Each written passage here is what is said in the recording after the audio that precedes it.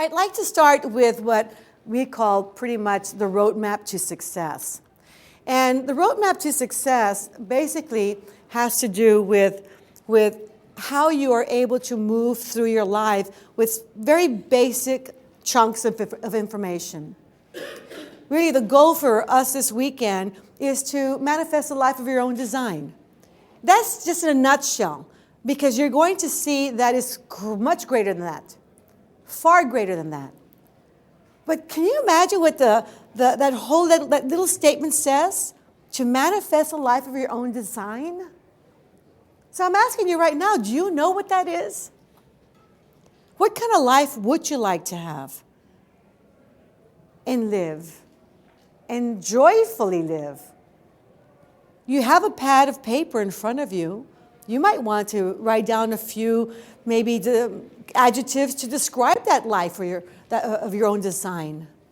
Because unless we have a very clear idea as to where we want to go, you're not going to get there. You know, now you'll hear me say this time and time again, clear pictures, clear outcomes. So you want to be very clear about what is the life of your own design. What does it look like?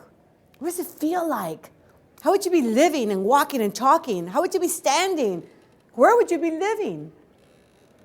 All these things are valuable to create an image in your mind, in your being, not just your mind, but in your being, that will give you a direction to go towards and to manifest that. We have several goals for this weekend. And of course, one's going to be for you to successfully learn how to apply the tools and techniques that we're going to be covering and make positive changes in your life. And that's the only kind of change that we're looking for, positive changes. And better than that, all right? We also want to know that you can create the life of your own design, as I've already mentioned, and to speed up the process of how to get from where you are now to where you want to go. Also along the way, we want to make sure that you're going to have with yourself, establish a constant connection to Source, universal energy, to God. You have your own name for that. And we'll talk a lot about that because I find that to be really vital. The quantum field, the intelligent energy field, however it is that you want to refer to it, we'll get to experience a lot more of what it is to work with that wonderful, loving, divine energy. Okay. Something else that we want to do is to find your life's purpose. Because it's important that we live with purpose. And of course, we want to talk about the inner purpose as well as our outer purpose, knowing that we are dualistic in nature. We're not just physical beings, but we're also spiritual beings. In fact, we're more spiritual than we are anything else. So again, we want to work with our purpose, both inner and outer.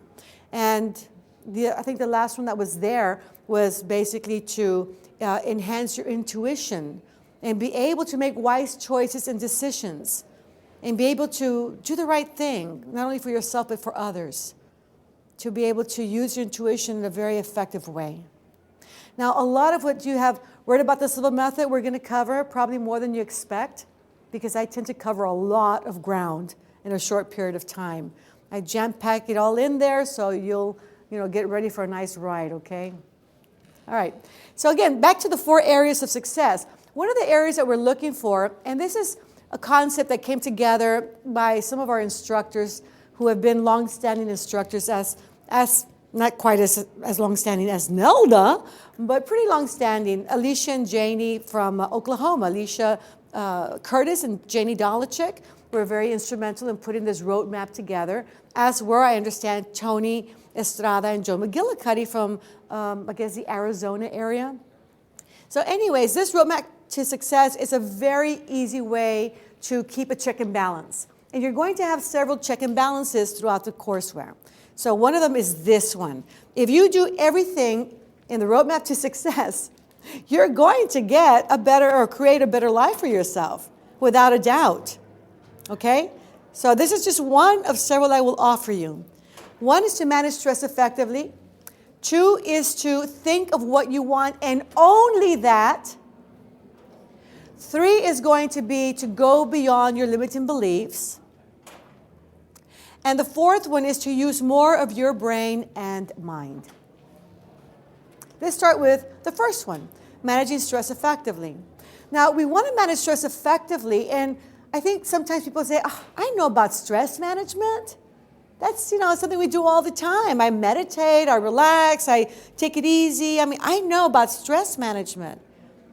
And I'm thinking, okay, but maybe I can give you a different twist to it. Maybe a different insight, a different depth to this whole idea of managing stress. All right? When we talk about stress, we're talking about a positive stress and a negative stress. Let me see how that looks there. This may or may not come out exactly how I want it to because it's shifted a little bit. But when we talk about stress, we have a positive type stress that happens to be what we call or refer to as eustress. And then and that's the kind of stress that motivates you and gets you excited. That really, really it's one of those that energizes you to get to your outcome. And that's not the kind of stress we're even talking about. I'm not even going to put a lot of time or energy into that one.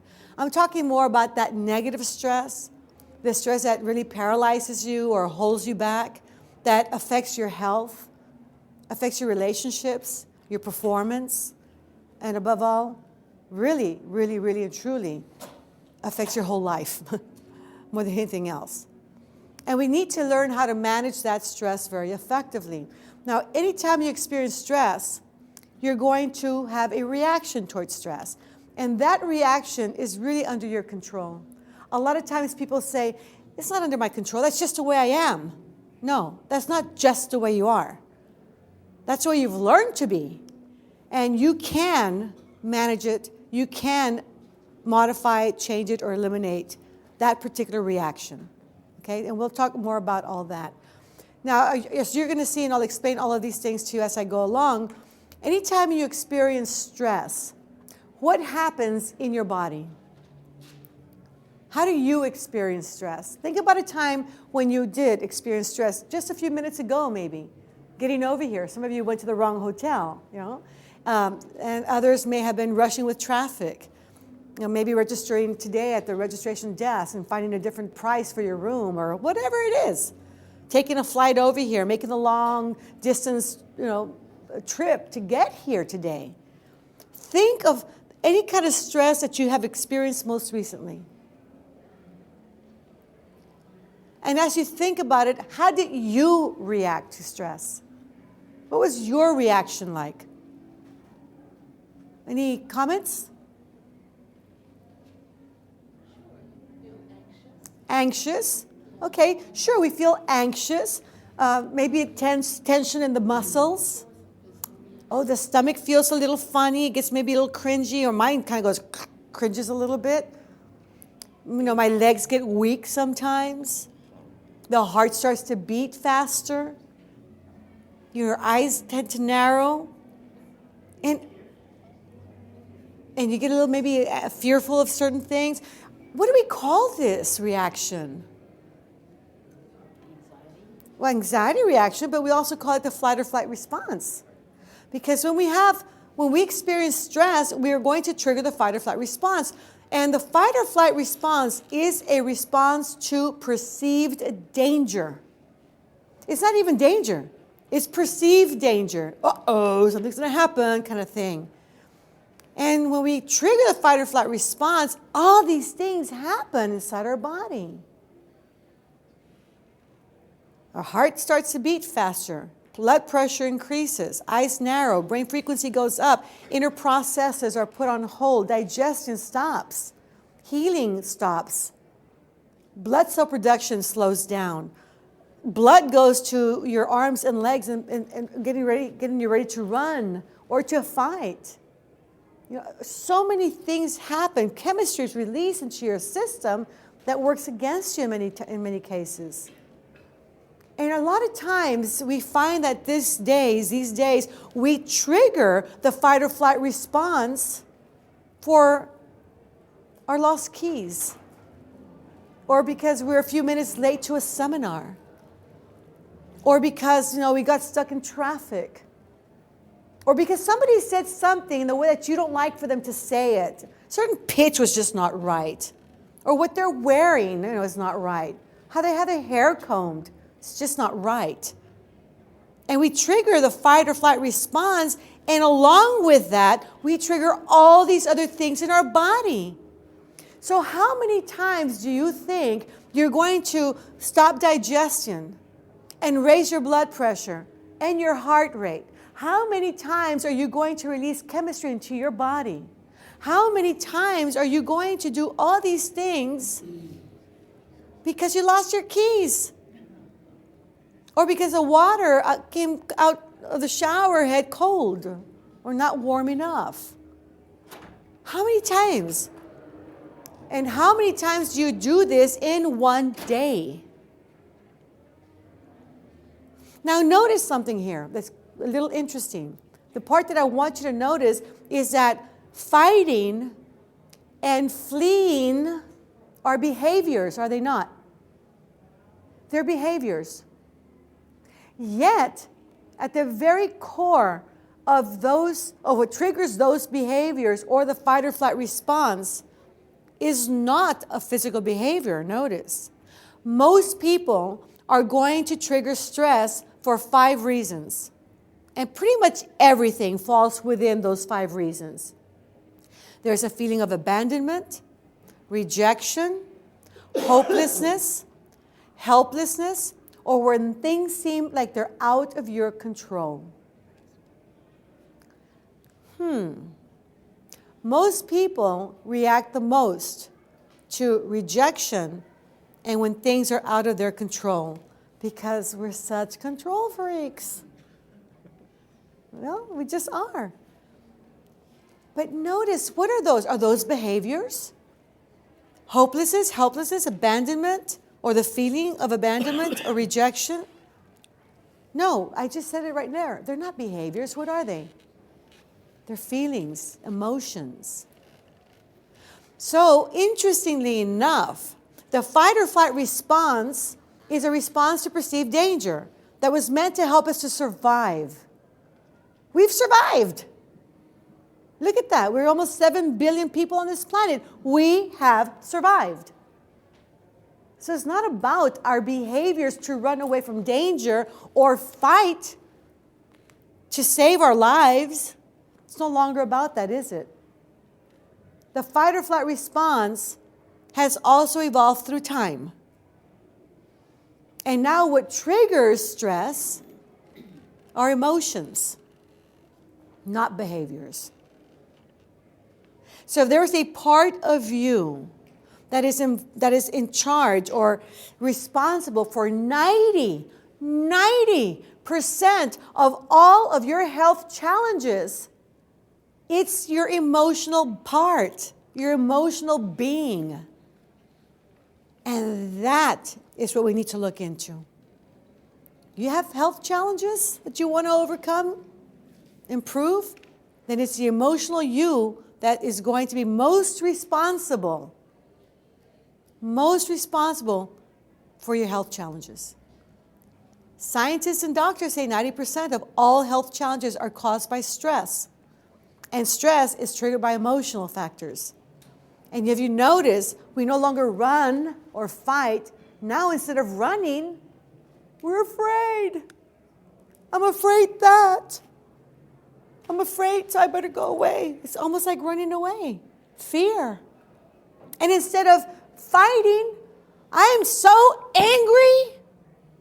I am really angry. I feel like punching that person out, but I'm civil, so I'm not going to do it. But if I could, I would, and some people do, out of anger. So the fear part has taken over, or replaced the running, the fleeing, and the anger has replaced the fighting. Those are emotions. And everything really is fear-based. Emotions. So it's the emotional you that we need to look into, the emotional you that we need to work with, because that's what's taking over. Interesting. Because the thing is that we live with stress day in and day out, and we need to ask ourselves, what am I afraid of? What am I so angry at? Because those are the things that cause you to trigger the fight or flight response how many times a day? How many times in a one day do you get angry or get afraid of anything? And even the slightest amount that you trigger the fight or flight response.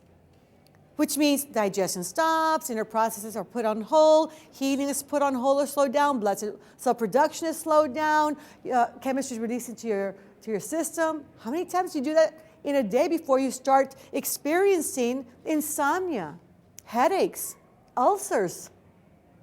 Before you start experiencing high blood pressure, glaucoma, hypoglycemia? Before you start experiencing arthritis? Before you start experiencing heart attacks, strokes, blood problems, leukemia, lymphatic problems, immune deficiency type problems.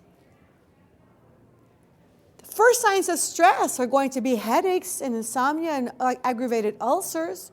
That's your body telling you, you've got to relax, for heaven's sake, slow it down. Check into this stuff we call stress. Do something different. Because what you're doing is not good for you. How you're feeling and how you're dealing with those situations is not working for you, it's working against you. And if you get headaches, if you're suffering from insomnia, if you have aggravated ulcers, you're lucky. Thank goodness, that's the easiest thing to get rid of. Easiest thing to get rid of. If you have a second degree of complex situations like glaucoma, hypoglycemia, or arthritis, you need to work on it a little bit more. Maybe go into your meditation twice a day instead of once a day. And if you're suffering from more severe health challenges, then we need to really make it a point to meditate 3 times a day, no less than 15 minutes every time, in order to be able to counter the stress effect and those stressors. People say, meditate. I don't have time to meditate. What are you talking about? Of course, you better make time to meditate. It's no longer a luxury. It's a necessity. I mean, meditation got a bad rap, many years ago because people only knew of one form of meditation, which was passive. It's very good, passive meditation, such as transcendental meditation. And we'll be experiencing some of that while we're together. But most people, it took a long time to learn how to get that deep, to slow down the brain frequency, to be able to appreciate it and enjoy passive meditation. And it could take 30 minutes, 45 minutes. Yeah, people don't have 30, 45 minutes nowadays. Too much time. I don't have that time. But then back in the 60s, even before that, a man unknown to the world, Mexican-American individual with no formal education, Laredo, Texas, came up with something so amazing. He discovered that a person can slow down brain frequencies not quite as low as transcendental meditation or passive meditation would take them, but into a higher frequency called alpha, not theta, but alpha. And by functioning there, they could have dynamic mind and get greater benefits and meditate even 5 minutes, because 5 minutes was good. 10 minutes would be better, and 15 would be excellent. Once a day for 5 minutes, that's good. Twice a day, better. 3 times a day, excellent. So it didn't take 45 minutes to an hour. So there really is no excuse to meditate at least twice a day. And if you can get in the third one, which I'm sure you can for 5 minutes, for heaven's sakes, then 3 times a day. We'll talk more about all that. So going back to this whole situation with the stress, let me ask you something. Let's go back to that little experience that you brought to mind where you experienced stress. When you did, what crossed your mind? What feelings? You don't have to tell me, just bring it to mind. And just recognize it. And also tell me, where in your body did you notice the point where you began to shift from comfort to stress? Okay? Because to manage stress effectively is going to take consciousness. it's going to take for you to be present, for you to be more aware of your living experience. So much of the time, we live life like merry unaware. Just going on day in, day out. And we need to have consciousness and awareness of our living experience. So when and exactly where in your body did you experience that shift?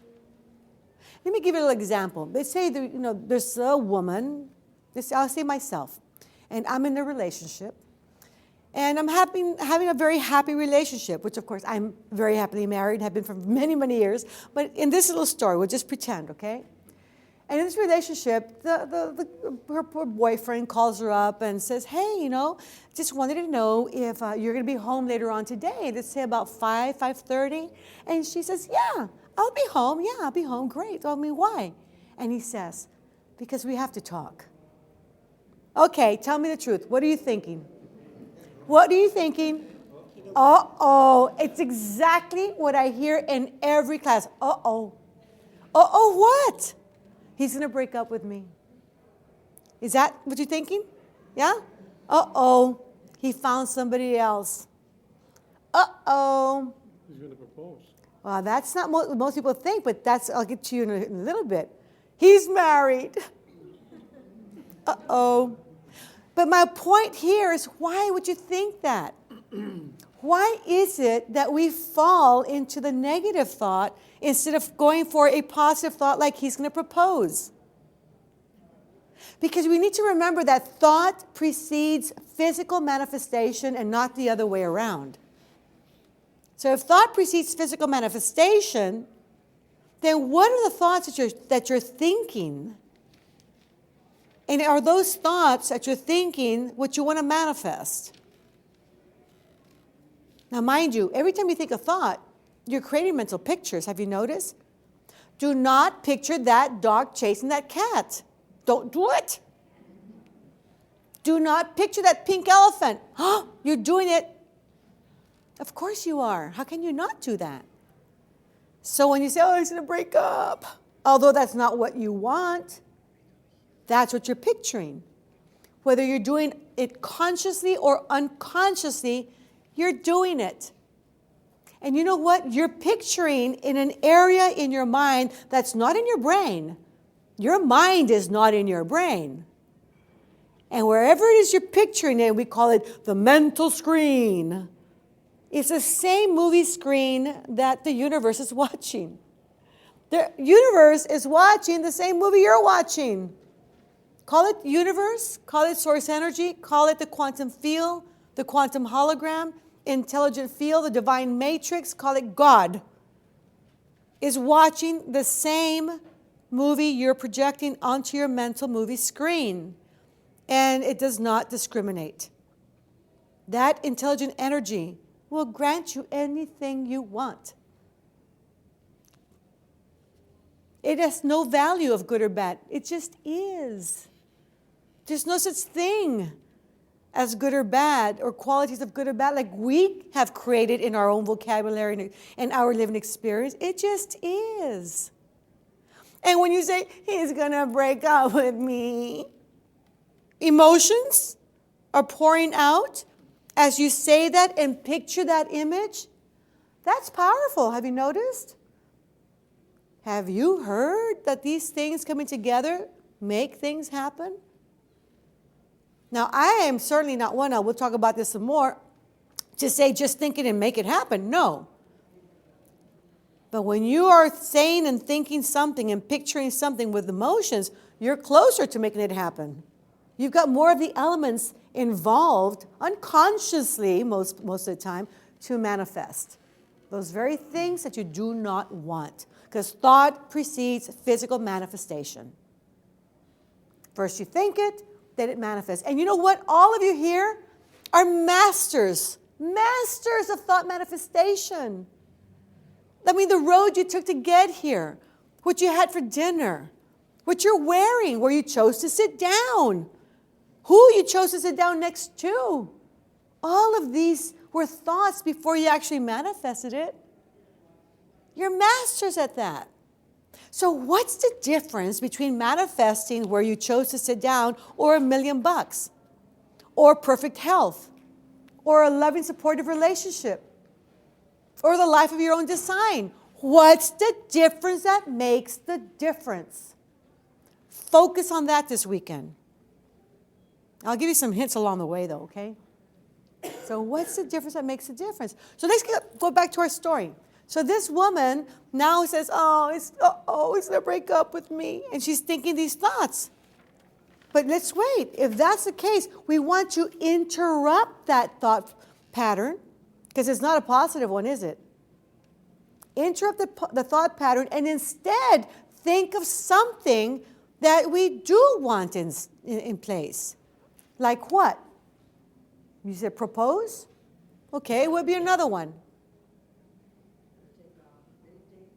Go on a nice date? He's going to share his lottery winnings with me. Go on a vacation? Here's a big ring. They all sound very good, but except for one thing. You keep saying that the only way I'm going to feel better and my life was going to be okay is if something that he does is going to make it happen. And we don't come to realize we have these 3 fingers pointing right back at you. Okay, it's not about him. It's not about what he's going to say or do. And it really needs not be about him or the other person. It's about you. What about you? So what would be a better picture that will certainly satisfy anything, that kick it up a notch? If you were to ask me, I would say I would picture something where I would maybe imagine being with him in conversation and still be calm, relaxed, and the image I picture is of everything being fine, grounded, in control, comfortable, feeling good, centered, everything is fine. Watching him walk away and still maintaining that same composure of okayness. That's it, because that image would represent maybe he did break up with you and you're okay. Or maybe he did propose to you and you're okay. You see the difference though? And that's the kind of image that we want to always create. One that you are or have moved up to a higher level that you then can attract what it is that you want, that you desire. And that would work a lot better. Now notice, most of the time, and I've kind of said this a little bit earlier, we'll say, he wants to break up with me. Who is talking there? And notice, I mean, guilty, how many times have we found ourselves, men and women alike, when you start almost stomping our feet and say, that's not the way it's supposed to be. A grown adult doesn't behave that way. So who's the one that showed up? A little child, you? Because notice, anytime we experience stress, it's because we have triggered a core emotion of those that I mentioned. Helplessness, hopelessness, abandonment, rejection, a feeling that things are out of your control. Triggered means it doesn't belong here in the now. Here in the now, you're perfect. Here in the now, you're everything. You're whole and complete. Here in the now, what's lacking? It's when you drag in your history, your stories, your past experiences. Don't even exist anymore other than what you have. If you choose to continue holding on to them, that makes a difference. So when we trigger something of our history. So anytime you trigger something of your history, it's somewhere in the past. So who showed up? A you in the past that does not have the resources, the skills or capabilities to handle that adult situation. How far in the past did you just jump to? Because everything exists at the same time. Past, present, and future. Everything does. Your mind has a capability. Your being, your spiritual being has a capability of going into the past, being here in the present, jumping to the future, like that. And just now, you jumped into the past. When was the first time you ever felt rejected? Could have been in utero, for all I know. And then over and over reinforced through time. Does it matter? And why should it matter? Unless you haven't been able to let it go. Something that is no longer even real. When was the first time that you felt abandoned? I can clearly remember times my parents were going to go on a date, and we wanted to go, and they were going to go by themselves on a date, finally alone. 10 kids, thank you very much. Like getaway time, We were 10. And I don't care how much we cried and stomped and hollered, and they left. Do you don't think I may have felt a little abandoned and rejected at that point in time? Potentially, yes. And maybe many times after that. So who's showing up to take care of this adult situation? When was the first time you felt hopeless or helpless or things seemed to be out of your control?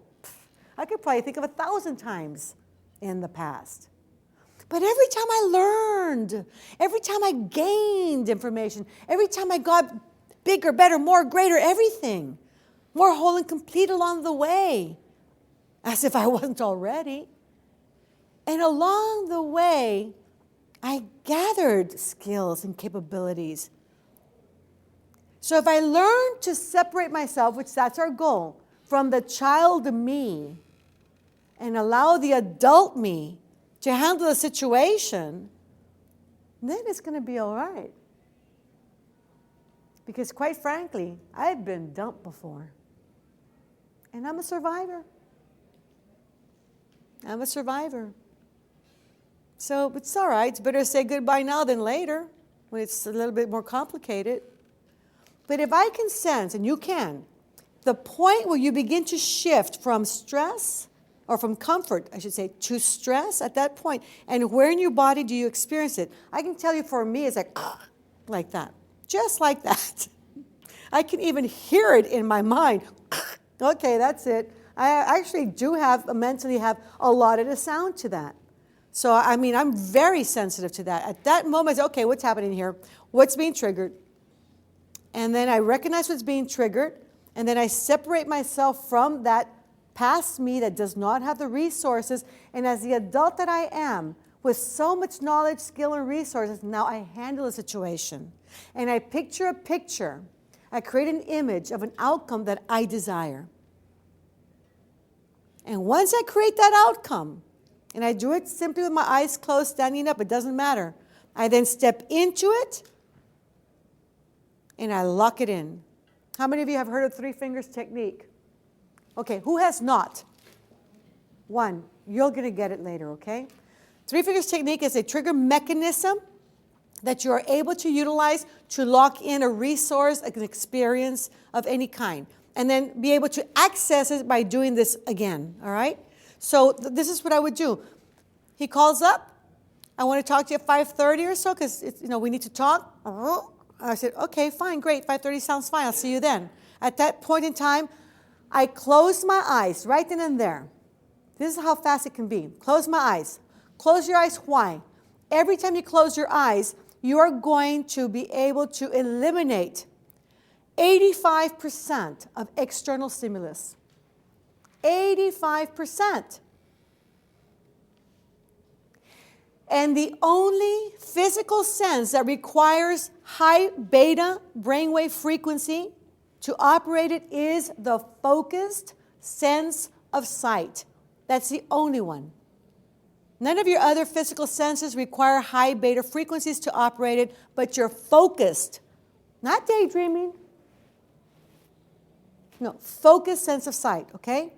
So the moment you close your eyes, your brain doesn't have to work that hard. Remember, brainwave frequency is how many times your brain emits electrical pulses per second. 20 to 21, that's high beta, or that's beta. Between 7 and 14, a little slower, that's alpha.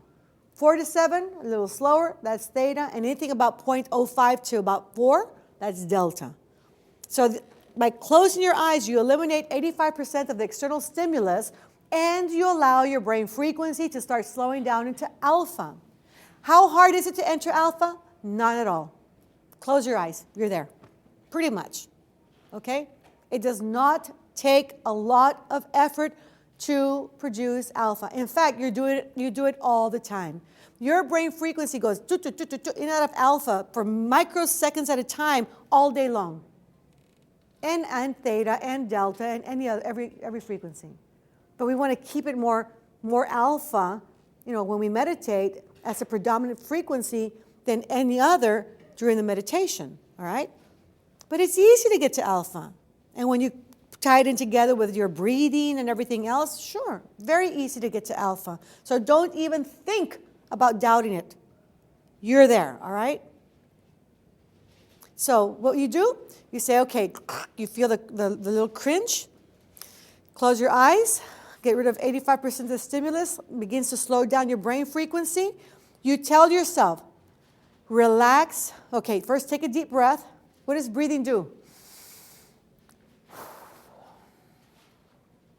Paces you, for one. Anytime you feel anxious or stressed, taking deep breaths is going to allow you to calm down. So send oxygen into your system. It's going to allow you to really slow down. So you take a deep breath, big belly breath. Fill up your stomach, down the bottom of the diaphragm. Not upper chest, but deep belly breath. And you say to yourself mentally, relax and get in control. What do you call that? That's a program. Anytime you tell yourself something like that, we call that a program, okay? If you have to, do it again. Take another deep breath. Relax and get in control. Take a third deep breath. I'm relaxed. I'm in control. Okay, now what did you just experience? I felt the shift. I felt it in my stomach. I felt like I triggered a sense of rejection. That's fine. Separate yourself from that past you to the present you. You can get back to that little you or past you later, but for now, you're just the adult present in the now. And as an adult, what image do you create? Okay, I'm going to project an image of me, having a conversation with him. Everything is fine. My posture is good. My breathing is natural and normal. I feel confident. I feel courageous. I feel very grounded and centered. I look it. My facial expression is relaxed. I feel empowered. Everything is just right, and we're talking. Everything's really, really good. And we finish a conversation, and he's moving away, and I'm still feeling really great. Everything is fine. Okay, great. Let me backtrack a little bit. So I have an image of myself, confident, relaxed, centered, grounded. Everything is just fine. Super. I imagine myself stepping into the picture. Experience it fully and completely with all of your sensing mechanisms. Okay? Seeing, hearing, tasting, touching, smelling, whatever it takes. With your mental senses, not your physical senses, but experience it fully and completely. And then you put your 3 fingers together and you say to yourself mentally, whenever I have a need or desire to feel this way, to think this way, to believe this way, or behave this way, whatever resource you actually want, you can say it. Whenever I have a need or desire to ... all I need to do is put my 3 fingers together, and it will be so. And you locked it in, okay? And you open your eyes, you're good to go. So now how do you use that? You use that in the way where here comes 5:30, and your boyfriend or whatever is coming up, and you can see him getting there. You take a deep breath, put your fingers together at that point in time. Take a deep breath and recall all that good feeling of being grounded, centered, confident, all these good things, breathing okay, good posture, calm, clear thinking, resourceful. Bring all that back to mind and keep your fingers like that to keep you focused on that, to keep you on that, accessing that. and you go through your conversation. And you part, and we'll see what happens. You cannot control anybody else's behavior. You know, you have greatest control of your own. Behavior, outcomes, thinking process, everything. Focus on you and on the now, and it's going to be much better than trying to change everybody. It's not going to happen that way. Okay? But you'll see the different effects come into play because of that. All right? Okay. All right? So then that's how we work towards transforming stress in that way to be able to work for us. How does that apply for other situations? Think about your situation at work. Maybe you feel a little apprehensive with a boss or maybe a coworker, and it causes certain, triggering of certain core emotions, like maybe a sense of not being in control of the situation. You can do the same thing. Whereas you are able to then access resources that will help you during those challenging times. And it can play a huge difference in your life, have a huge impact. It takes being conscious of your living experience. Conscious of your living experience. It takes you recognizing when you shift. And at that point in time when you shift, that's where you stop, recognize what it is, separate yourself from that past you, and close your eyes and do that process. And the process, from beginning to end, takes about 10 seconds. It's that fast. And extremely, extremely effective. Any questions over this first step? So you see the value that we really need to look into working with our emotional you, our emotional body. It's interesting because in every situation really, the physical body, you see the physical body, we grew up. Sometimes more than we want to, but we've grown. There's no doubt about that. You think about the mental part of you and you say, well, I've educated myself. I've gone to school or I've gone through programs and seminars and courses, and mentally I'm okay. I've grown up mentally. Spiritually, well, I feel like I maybe have a spiritual being that has a connection to source or however else I wish to do that. But yet emotionally, it almost seems like we didn't get the proper education as to how to grow up emotionally. And a lot of us are just kids emotionally. We just never grew up. No one really gave us the tools of how to grow up emotionally. And we often deadened our emotions or desensitized our emotions to not experience them because maybe things were too painful. Maybe our childhood, our upbringing was not a really good one. And it could be because of many things. Maybe we were ill, so we took a lot of medications, and that kind of helped. Maybe we, relied on food to kind of like overeat and feel, good, and that kind of took place of that. So we bypassed that growth process emotionally, and we did not either have the tools or skills or resources along the way or didn't learn them, where we are adults in every single way and not there. So that's where we need to go back, because that's what's going to damage us in our health, our relationships, our life, everything. So let's take time, a little bit of time to heal our emotional parts, okay?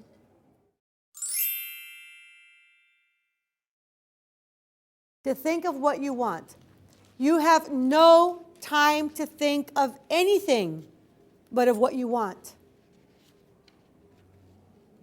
All right? You're wasting your time. We already said that thought precedes physical manifestation.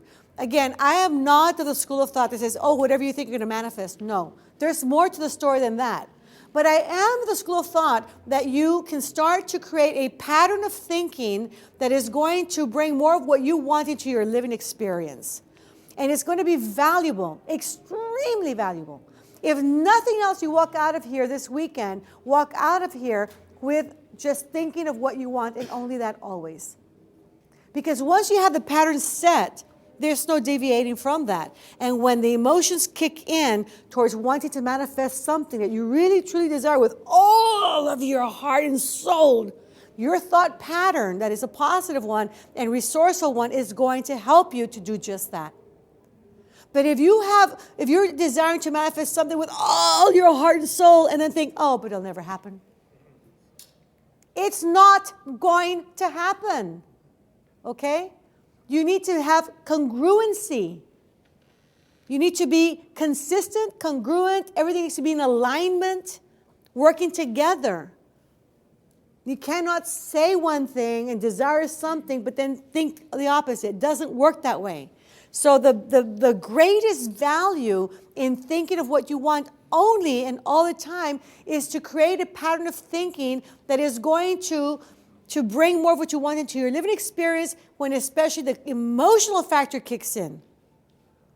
Because when you're talking about emotions mixed into the whole mix of the elements that are needed to manifest anything, then you're talking. And so you want everything to be perfect. Everything to be right there working with you. And you must, that is a must for any manifestation, you must think of what you want only. People say, oh, but that doesn't work for me. For me, what works is to think the opposite. Because when I think the opposite, I don't set myself up for disappointments. No, That's a little kid you talking. That's not the adult you talking. That's a little kid you talking who was disappointed as you were growing up. The kid talking that would say, let's go out to the park and have some fun. He goes, oh, sorry, you know what? I've got too much work. I can't today. Oh, that's okay. And that's okay. Until finally you just don't expect anything good to happen. And you only expect the worst because that's the way your life was back then. Get over it, for heaven's sakes. You're not that little kid anymore. You're an adult. This makes some sense of how we think here. And we must think positively, and only that. You're wasting your time. So whenever you say something that is not positive, you need to recognize that. Again, conscious of what you're thinking. You need to recognize that what you just said was not positive. You need to then substitute, first cancel what you just said, and then you substitute it with something that you do want. Oh, that makes me sick. Oh, that's not positive. Why would I want to make myself sick? That gives me a pain in the neck. Oh, cancel. Why would I want to give myself a pain in the neck? I mean, one other aspect is that we are very programmable.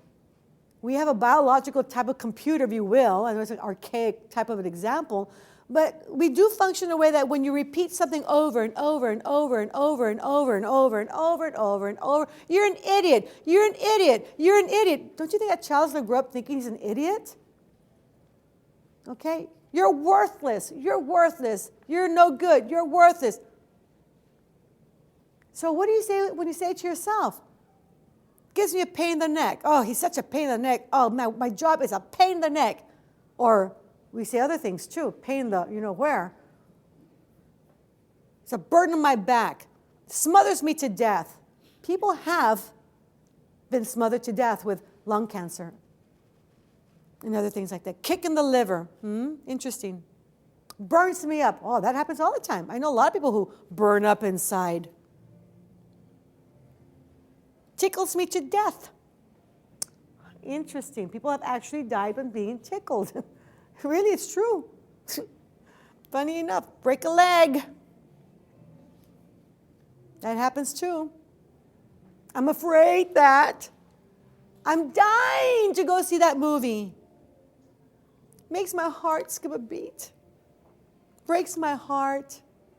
I worked some time back at the Seton Hospital here, the heart transplant unit. I didn't work it, but I present a series of workshops years back because my brother-in-law had a heart transplant when he was very young. So I walked in there and I gave a presentation and thinking positively and in meditation, managing stress. And I asked them, how many of you have ever said, it makes my heart skip a beat, breaks my heart, makes my heart, And so, you should have seen heads nodding, hands going up. Interesting, isn't it? Because once you keep hearing it over and over and over and over and over and over again, it's going to take root. It's going to start manifesting.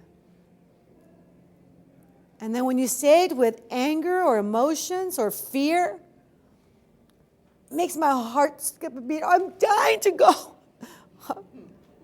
I can't stand that person. Oh, he's such a pain in the neck. I don't want to hear it. I just don't want to hear it. No, I don't see I don't see what you mean. No, I just can't see it. I just can't see it. Interesting. I'm so stupid. I'm just completely stupid. I forgot. I completely forgot. As if forgetting is not bad enough. We just say cancel, cancel. Catch yourself. That's okay. This weekend, let's make a deal. If I hear you say something, or anybody here hear each other say something that's negative, let's give ourselves permission to correct each other. Say, cancel, cancel. Let's not take offense to it, but say, correct. Let me replace it with something positive. And then cancel it, replace it with something positive. Deal? So turn around to each other and give each other permission. So introduce yourselves first. Introduce yourselves and give yourselves permission. Come on. Everybody all the way around. Front, back, left, and right. Front, back, left, and right. You have my permission to correct me at any time. And I will correct you as well. Okay? You have my permission too. All right? Okay, good. So now we're going to take care of each other this weekend because we are family here. We're going to take care of each other this weekend and make sure that we move forward in a very positive manner. All right? So we'll make sure by the time you leave here, Sunday, you're going to be speaking and thinking only positively. Got that? Okay, good.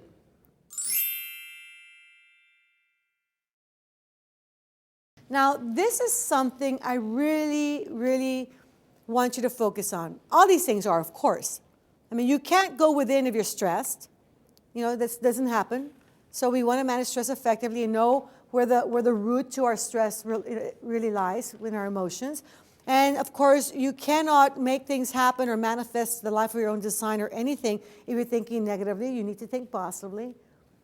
And one of the other things is that the one thing that I'll always ask you to go back when you find yourself not moving in the direction of your choosing is your beliefs. What are you believing? What kind of beliefs do you hold that either bring more of what you want into your living experience or don't? Because what you believe governs your living experience. Let me ask you this. What is a belief anyway? Who can tell me? Lecturers are not allowed to talk. What is a belief? Give me a definition of a belief. Belief is something you believe is true. Something you believe is true. Okay, the door is brown. Is that a belief or a fact? It's a fact. So what's a belief? Something you give yourself permission to take as truth. Something you give yourself permission to take as truth. Okay, that's pretty good. Anybody else? I'll give you, just to make it, just to clarify things. A belief is a statement you make to yourself that you hold to be true. Doesn't even have to be based on fact. It's just a statement you make to yourself that you hold to be true. So when it talks about changing your beliefs from limiting to really freeing to attract more of what you wanted into your living experience, you want to first look into the structure of the statement. So simple in many cases. So if I'm to ask you, do you have any limiting beliefs? What would you say? Yeah, it's really, people say, I don't have any limiting beliefs. Okay. Then, that relationship you've been wanting for a long time, why don't you have it? Oh, no, that's different. Because all the good people are taken. Oh, if that's what you believe, it's true for you. Then why haven't you gotten rid of your headache? Oh, no, my headache is different. Interesting. As far as I'm concerned, all headaches, 90% of all headaches are the same, stress-related. Some kind of stressor. It's not a broken arm. It's not a flash of cut into your skin. No, it's just a headache, for heaven's sakes. So what is it? Where are the areas in your life that you still find are not totally satisfied? In every aspect, whether it's your health, in your relationships, in your economic situation, in anything. Because the goal that we have for each one of us here is to have it all. Nothing less than having it all. Oh, what? You believe it's not possible? That's interesting. If that's what's going through your mind, like having it all, that doesn't happen, then that's a belief you need to work on.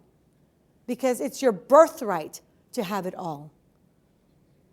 There is such abundance in the universe. Have you seen photographs of the universe? I mean, like, wow. And here we're lacking. What could possibly be lacking? Nothing. You're energy beings, spiritual energy beings. Everything is about energy.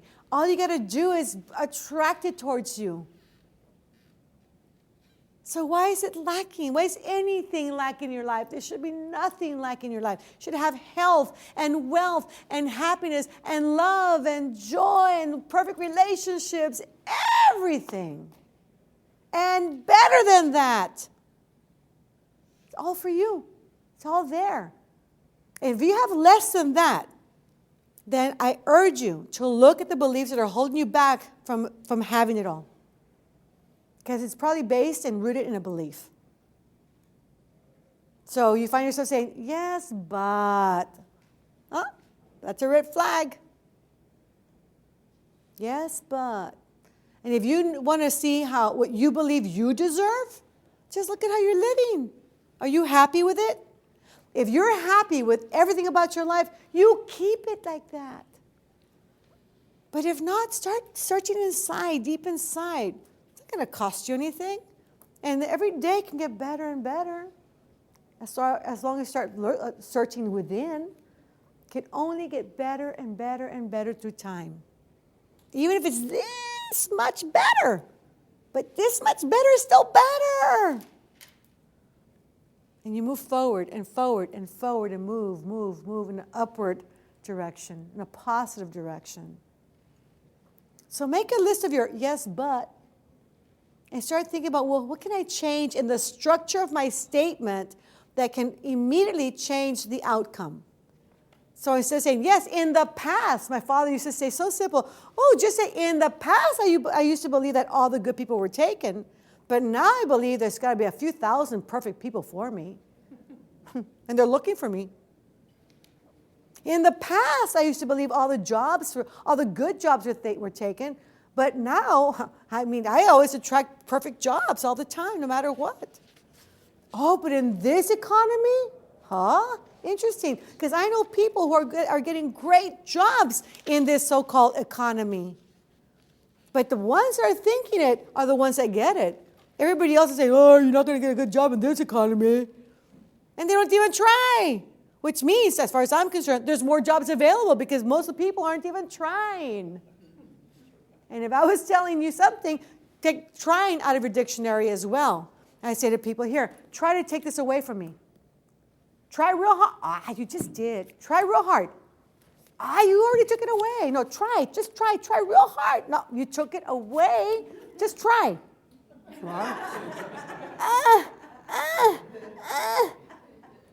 Either do it or don't, but just don't try. Do it or don't do it. Make up your mind. But don't try. Okay? So again, your limiting beliefs are those things that we want to work with because we want to open the door to possibilities and all great things to happen. If you want your life to get different and better, you need to change how you think, how you believe, or you what? Behave. If you make minor changes in those three areas, you're going to make or create a different, better life for yourself. But you can't possibly believe that your life is going to be different and better if you continue thinking the same way, believing the same way, and behaving the same way. It's just not going to happen. It's just not going to happen. So let's get over that. And let's start really looking into, okay, what areas can I change right now, today, tonight, this very moment? And make it all better. And the other area, and I'm going to get back to, that's not cute, talking about belief. These are, it says, what does it say? What's that? Can you read that? Oh, what's that you said about, or what's that you asked about mind control? And I say mind control, these are about 40 years old, these alpha tunes, they're called alpha tunes. And it was back then when we called it the Silva Mind Control Method. Of course, the name changed because, mind control, people got freaked out about that because of, they're mind control. I mean, anyways, my father in retrospect used to say, maybe I should have called it thought control, but it would have been the same thing. He said, so anyways, he goes, but in actuality, it's self-mind control. So he says, so one of the cute guys asking the not so handsome guy with the girls, what's that you asked about the Silva method, basically? Anyways, talking about beliefs. All right. And the other area that we're looking at is to use more of your brain and more of your mind. And we'll get back to that in a little bit, all right? But for now, let's stretch a little bit. Let's stand up and let's get a little bit of energy going. Come on. All right, come on. Let's stretch. You can jump. Come on, Andrew. If you just kind of twist a little bit, and they say cross crawling, these kind of things really help, working with your brain hemispheres and processing information. Get the circulation going. Come on. And you can move around a little bit. Don't be shy. Don't be shy. Come on, we're going to be spending a whole bunch of time together here. Now, turn that way. Come on, rub your shoulders, each other's shoulders. Come on, don't be afraid to touch. You can move over. You can move over. And come on. Rub the shoulders, and if you want to, you can make noise. Oh, I can guarantee you this is going to change real soon. Come here. Like this. Oh, yes. Very nice. All right. Feeling better? Get some energy going.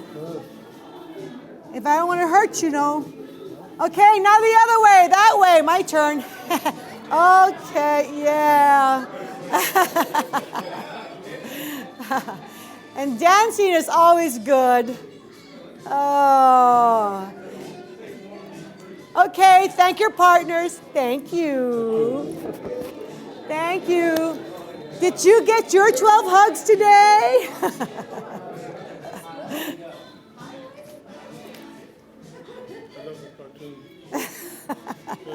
Yeah, there'll be a bunch of those. Okay, great. All right, how about we take a little short meditation? You ready? And I know some of you are still kind of new to meditating, and this is going to be a very simple one. This one is going to be about your limiting beliefs or the beliefs. And when I'm going to read to you, I'll share this first so that you know exactly what I'm going to say before we actually do it.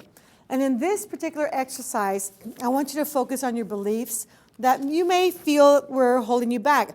I'm going to say this as you are relaxing, as you are already in a nice calm state, and I'll explain that a little bit further. Let me go back a little bit. Right? I'm going to say this. In this exercise, you will be examining your beliefs, those you presently hold and those you create. Many negative or unwanted and disruptive conditions in life are caused by our beliefs and therefore can be eliminated by changing the limiting belief or thought. An understanding of your beliefs and their power is of fundamental importance in taking control and responsibility for your own life. You with me? Yeah? Your personal beliefs are the most important aspect of how you have lived and how you spend the rest of your life. This exercise, before I continue, this exercise was developed by Dr. George DeSalle, a psychologist that has been working with the Silva organization for, 30 years plus. He was very instrumental in helping my father along the way with research and very valuable research. And this is one of his latest contributions was this piece. And we have some of his CDs available through the Silva organization. And this exercise is available as well. So just want to let you know and make sure that you realize it came from George Dessau, Dr. Dessau. In this exercise, you are setting in motion the conditions that enable you to improve and maintain beliefs that determine your way of life.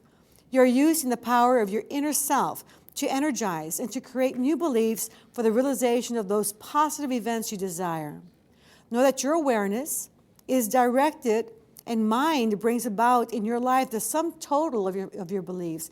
You have access to all that. You have complete access. So just in this first exercise, although it may be new to some of you, just go along with it. Allow things to surface, ideas to come, thoughts to come your way. Positive and resourceful beliefs provide you with the kind of life you desire. Your awareness now goes to the exact level to experience and benefit from the positive actions you are taking. To recognize a limiting belief, think of something you believe limits you. So put some thought into that right now. Think of something you believe limits you, such as a belief of lack in terms of, let's say, money or intelligence, self-confidence, a skill, a talent, success, personality, health, or some other area, anything. Now mentally state this belief to yourself. Okay? I have a belief that limits me in that or particular area. I feel like I'm not good enough for doing this or the other. I feel I'm not worthy. I feel like, I always seem to sabotage my success at the point of almost succeeding. I'm afraid to succeed. I'm afraid I won't, meet up to everybody's satisfaction, whatever, okay? Now become strongly aware as to how this belief makes you feel. Okay?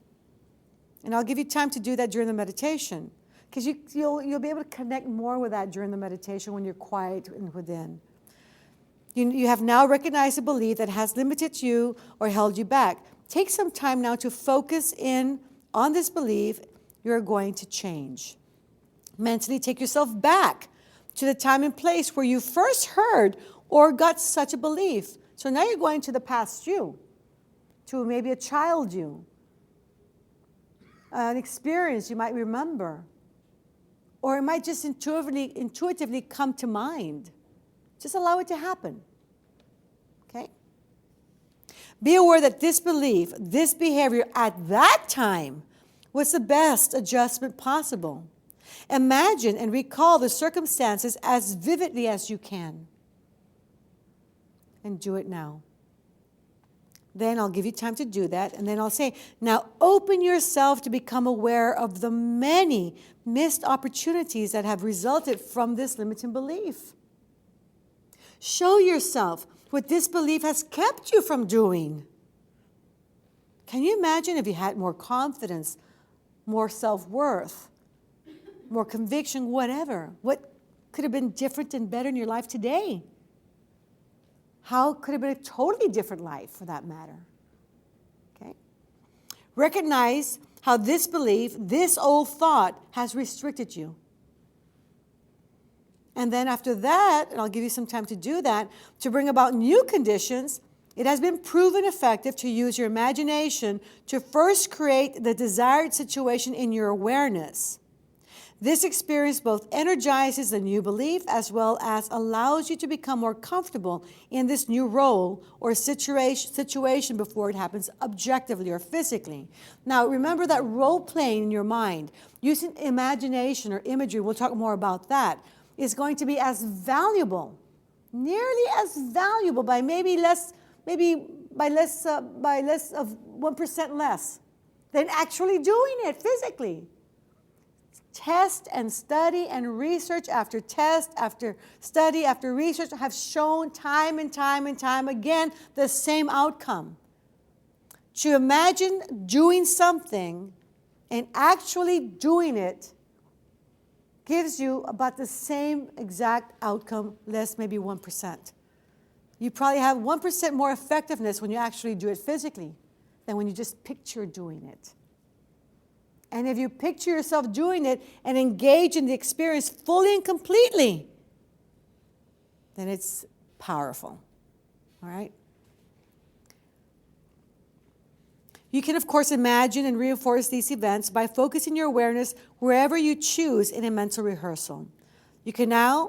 You now can and do direct your thoughts with mind to energize the events and happenings you want to be so for you. You can visualize, imagine, experience the effect of this belief that you create for yourself. You mentally, in your imagination, experience what it means to you and to your living experience as a new belief happens. So now you're just going to kind of experience a whole new belief and step into it fully and completely, okay? Sense the experience in as many ways as you can. So you might want to experience yourself with that new belief at work, with your spouse, with your children, with friends, whatever. You can always change any aspect that you like or do not like, or that you do not like. Take time now to subjectively enjoy and experience this creation, knowing that you have already started to make it happen. Be aware that you are controlling the event and causing something to happen as you want it. Do it now. All right? Before I get there, I'm going to say a few positive things along the way. We're first going to enter an exercise using what we call the 3-2-1 method. Are you familiar with that? Who is not familiar with the 3-2-1 method? Oh, nice.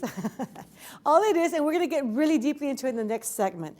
But what we'll do for now is that you take a deep breath, and as you exhale, mentally repeat and visualize the number 3 in your mind's screen. Like, imagine that to be your mental screen. 3, 3, 3. And relax your body, okay? We'll take another deep breath, and as you exhale, 2, 2, 2, and think of tranquil and passive thoughts. And take another breath, and as you exhale, 1, 1, 1, and that's your starting point. All right? And then from there, I'm going to do a countdown from 10 to 1 to help you go deeper and deeper. And as I do that countdown, imagine yourself deepening, like going from the 10th floor to the 1st floor, like a feeling of descension, of going within, heavy, whatever, doesn't matter, okay? It's a very brief exercise.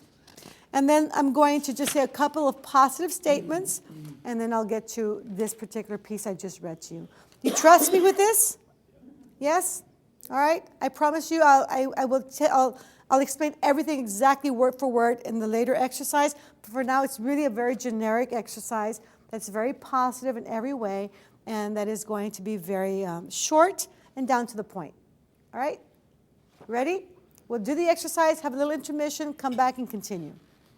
Find a comfortable position. By comfortable position, I mean when you're sitting down, to have your feet flat on the floor, it's better than crossing your legs or your feet, crossed, or anything like that. Feet flat on the floor. You're sitting down in a very comfortable position. Ooh, this is comfortable. Nice. And you have your hands on your lap, palms up or palms down, and you're sitting in a straight position like this, head slightly tilted, where you can really take a deep belly breath, all right?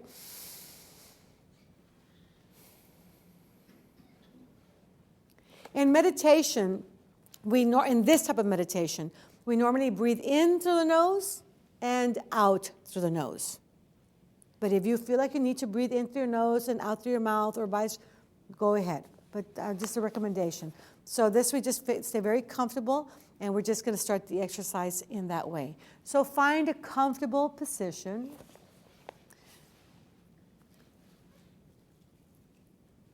Close your eyes.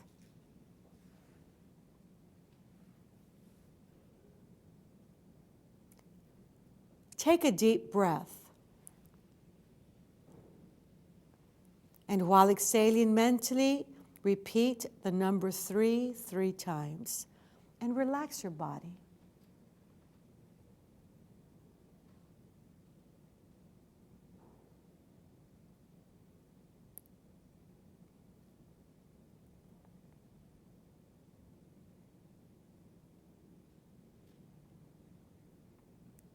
Take another deep breath. And while exhaling, mentally repeat and visualize the number 2 3 times. And relax your mind by thinking of something tranquil and passive.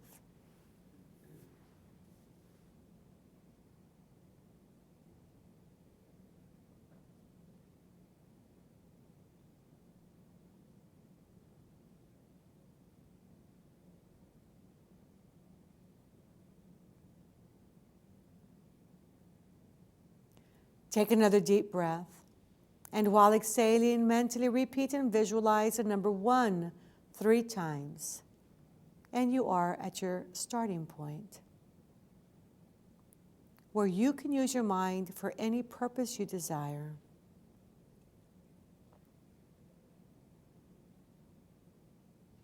To help you enter a deeper, healthier level of mind, I'm going to count from 10 to 1. On each descending number, you will feel yourself going deeper, and you will enter a deeper, healthier level of mind. 10, 9, feel going deeper. 8, 7, 6, deeper and deeper. 5, 4, 3, deeper and deeper. 2, 1. You are now at a deeper, healthier level of mind, deeper than before. You may enter a deeper, healthier level of mind by simply relaxing your eyelids. Relax your eyelids.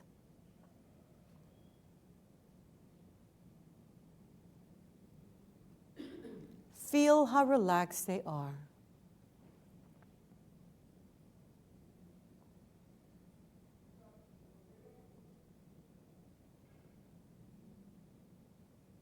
Allow this feeling of relaxation to flow slowly downward throughout your body, all the way down to your toes.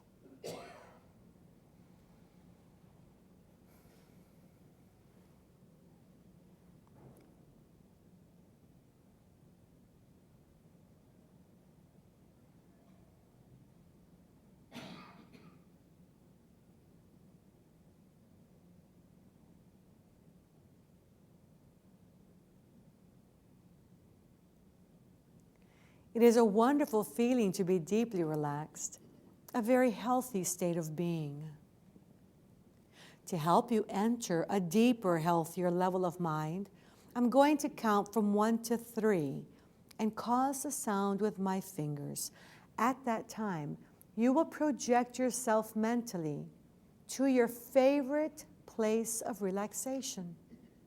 I will then stop talking to you, and when you hear my voice again, 1 hour of time will have elapsed at this level of mind. My voice will not startle you. You will take a deep breath, relax, and go deeper. 1, 2, 3. Project yourself mentally to your ideal place of relaxation until you hear my voice again. Relax.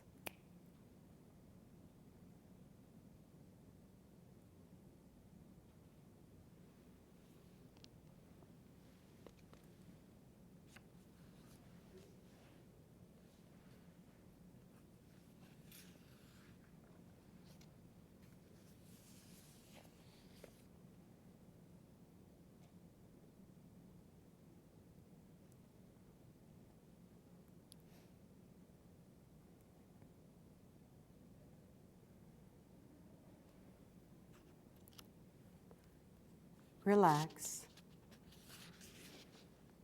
Take a deep breath, and while exhaling, relax and go deeper.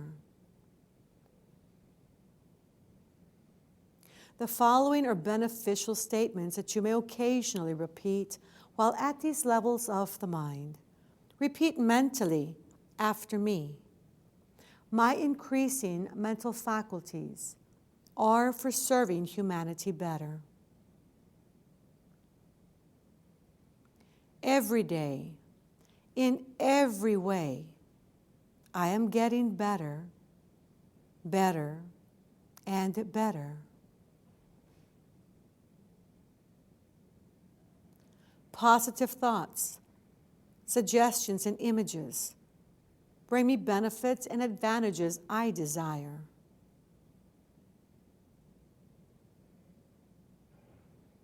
I have full control over my sensing faculties at all levels of the mind.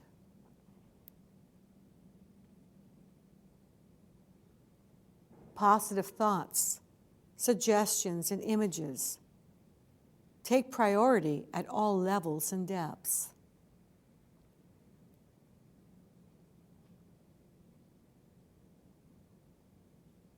I energize myself and maintain myself in a healthy way, physically, mentally, and emotionally.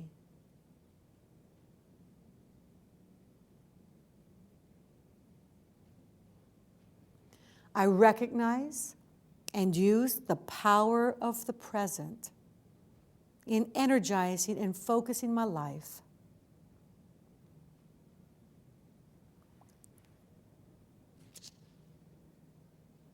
In this exercise, you will be examining your beliefs, those you presently hold and those you create. Many negative or unwanted and disruptive conditions in life are caused by beliefs and therefore can be eliminated by changing the limiting belief or thought. An understanding of your beliefs and their power is of fundamental importance in taking control and responsibility for your own life.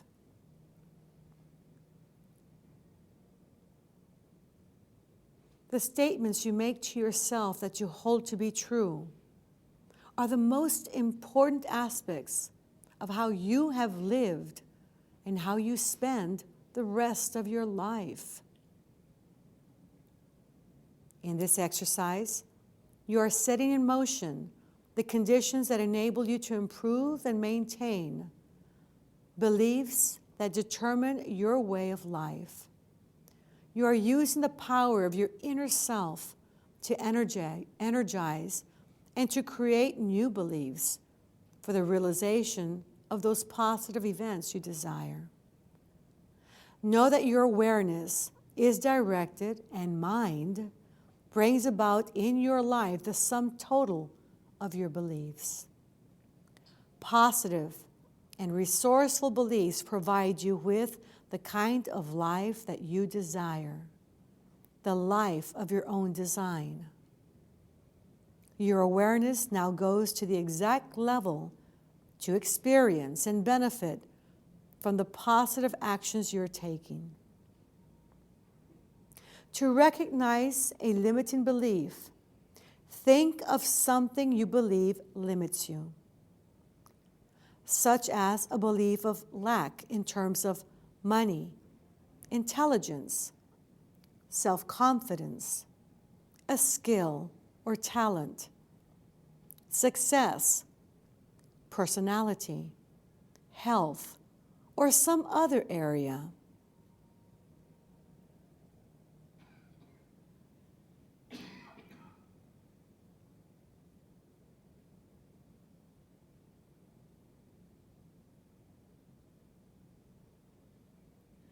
Now mentally, state this belief to yourself.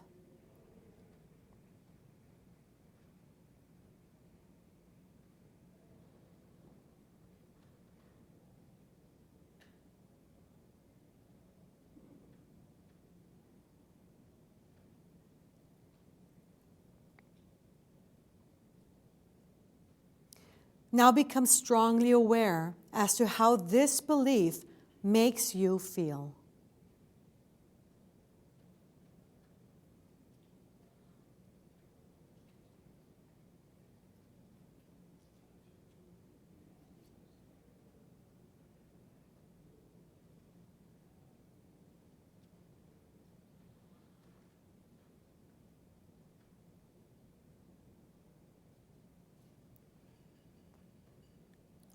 You have now recognized a belief that has limited you or held you back. Take some time now to focus in on this belief that you're going to change.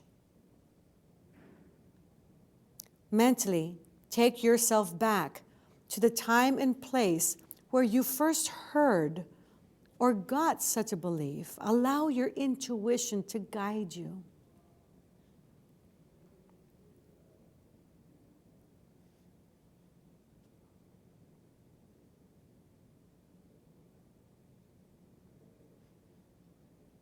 Imagine and recall the circumstances as vividly as you can.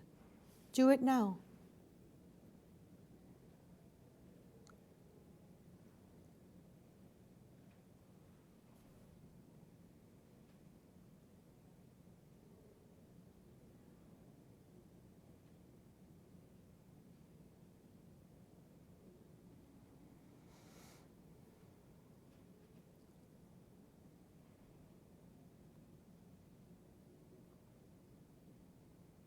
Now open yourself to become aware of the many missed opportunities that have resulted from this limiting belief.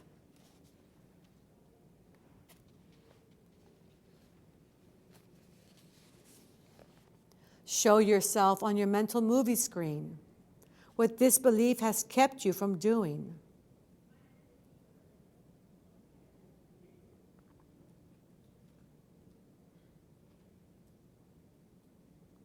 Recognize how this belief, this old thought, has restricted you. Do it now.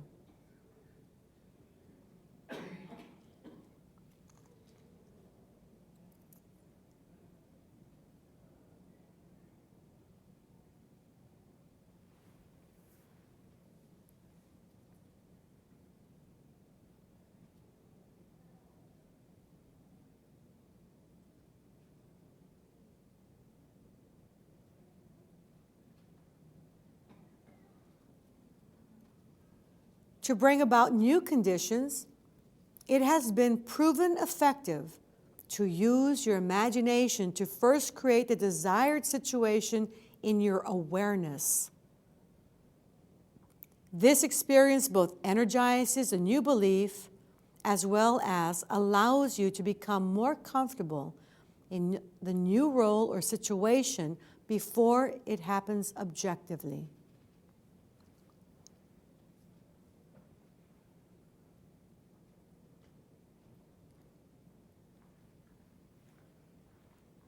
You can, of course, imagine and reinforce these events by focusing your awareness whenever you choose in a mental rehearsal.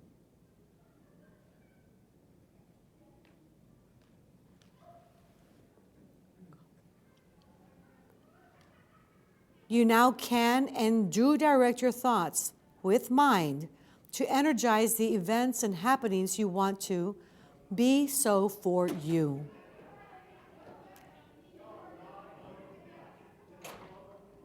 You can visualize, imagine, and experience the effect of this belief that you create for yourself. You mentally, in your imagination, experience what it means to your living as the new belief happens. Sense the experience in as many ways as you can. You can always change any aspect that you do not like. Take time now to subjectively enjoy and experience this creation, knowing you have already started it happening. Step into the image and experience it fully and completely with all of your mental senses. Be aware that you are controlling the event and causing something to happen as you desire it to happen. Do it now, fully engaging all of your sensing mechanisms.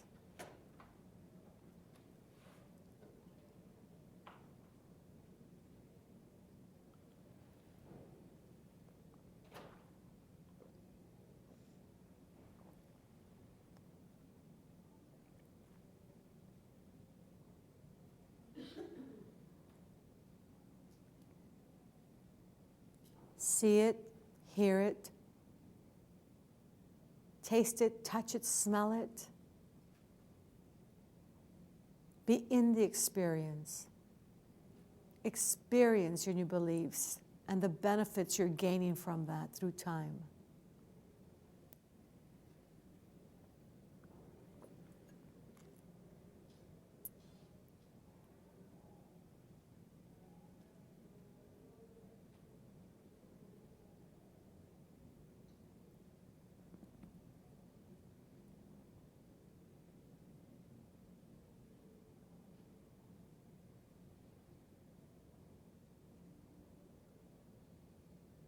Relax.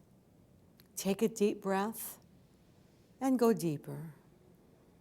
Feeling well, listening to my voice, returning to this place and this time. Every time you use these levels of the mind, your ability to control your thoughts, beliefs, and your life increases. You find you are more confident and dynamic.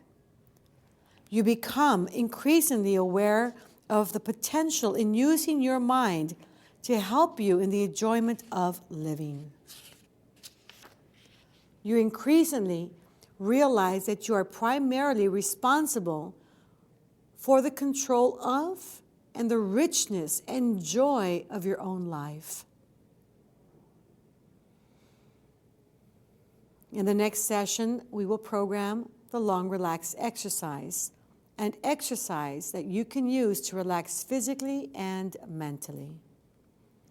Every time you function at these levels of the mind, you will receive beneficial effects physically and mentally. You may use these levels of the mind to help yourself, to help your loved ones, and to help any human being who needs help physically and mentally. You may use these levels of the mind to manifest positive results in any area of your life. You will always use these levels of the mind in a positive manner for all that is good, honest, good, and this is so. In a moment, I'm going to count from 1 to 5 and cause a sound with my fingers. At that moment, you will open your eyes, be wide awake, feeling fine and in perfect health, feeling better than before. 1, 2, coming out slowly now. 3, at the count of 5, you will open your eyes, be wide awake, feeling fine and in perfect health, feeling better than before. 4, 5, eyes open, wide awake, feeling fine and in perfect health, feeling what? Well, that's kind of like, okay, better than 4. Okay, I'll let that one go for now, but not the next time, okay? All right, any questions? I was saying that during the meditation that he doesn't remember anything but 5 and he opened his eyes, you know? I said, good, that's good feedback. You really are going very deep, for one, and you're also following instructions. So you're still following instructions with your intelligence and always listening. In fact, the very last sense to go in a person when they're making their transition is the sense of hearing. So you're always hearing. So if you open your eyes at 5, that means that you're following instructions. And you're going to find, or you're going to hear that in the next exercise that I'm going to be saying something along those lines. That you will continue to listen to my voice at all levels of the mind. You know, this is for your benefit, you desire it, and it is so. Because you want to be able to take the greatest advantage of this particular method and the training. Now, the idea is not to fall asleep, but the idea is to go as deep as you can go. And in the beginning, you're going to find that you may go really, really deep. And that's okay. You're probably crossing the threshold of your own consciousness and expanding your ability to function within and expand that ability more and more with every exercise. But we'll talk more about that. But that's good, okay? Anybody else have a question or comment? Yes. Maybe me. Well, I'm a physicist by education, and I was thinking about the fight or flight response and our substitution to anger and emotion. I just think how much energy should a human being to spend in order to fight or to fly, because this is a physical response. Right. And now all this energy goes as emotions. Yeah. It can actually burn yourself. Yes, it really can. Thanks for sharing that. I appreciate that. Yeah, so it's really very important that we learn to manage it. And you know what? Stress is okay. Have a different, let's do a reframe on stress. Stress is okay as long as you manage it. Because I need to have a certain amount of stress just to be here in front of you guys. Just thinking about presenting today, I mean, it really means a lot that I do a good job for you all. It means a lot that I give you what you came here for, what you travel such long distances. And it's stressful a bit, but it's like so exciting for me too. But I program and I energize, I imagine, I did all that. All I knew how to do so I could be able to deliver. And it's, there's all kinds of stress going inside, but it's managed. And that's what we want, to manage it effectively. Okay, great. Should we move on? All righty. Okay.